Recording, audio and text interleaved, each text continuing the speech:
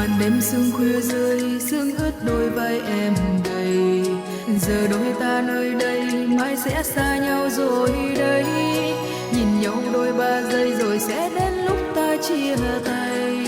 Còn chi cứ dài bay để không ai hờn trách ai.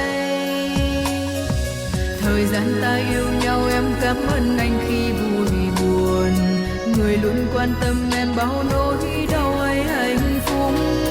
Tình anh trao cho em giờ đã chấm hết trong tim anh. Đành vậy thôi em sẽ để anh ra đi.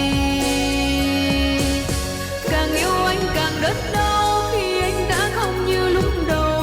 Người đi bên em mà trái tim anh không còn hình bóng em. Ngày qua em dối gần chính em, mong giữ được bước anh. Mà làm sao khi anh đã không cần. Càng yêu anh càng đớn đau, em chôn giấu riêng em nỗi buồn.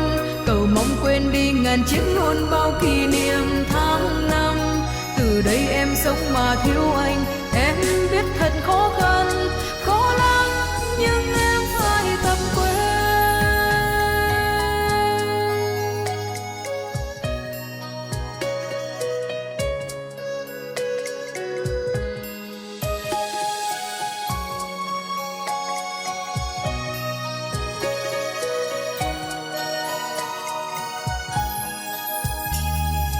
Màn đêm sương khuya rơi, sương ướt đôi vai em gầy.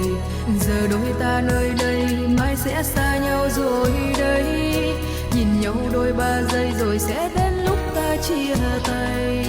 Còn chi cứ dài bay để không ai hờn trách ai. Thời gian ta yêu nhau em cảm ơn anh khi vui buồn. Người luôn quan tâm em bao nỗi đau hay hạnh phúc. Tình anh trao cho em giờ đã chấm hết trong tim anh. Đành vậy thôi em sẽ để anh ra đi. Càng yêu anh càng đớn đau khi anh đã không như lúc đầu. Người đi bên em mà trái tim anh không còn hình bóng em. Ngày qua em dối gần chính em, mong giữ được bước anh. Mà làm sao khi anh đã không cần. Càng yêu anh càng đớn đau, em chôn giấu riêng em nỗi buồn.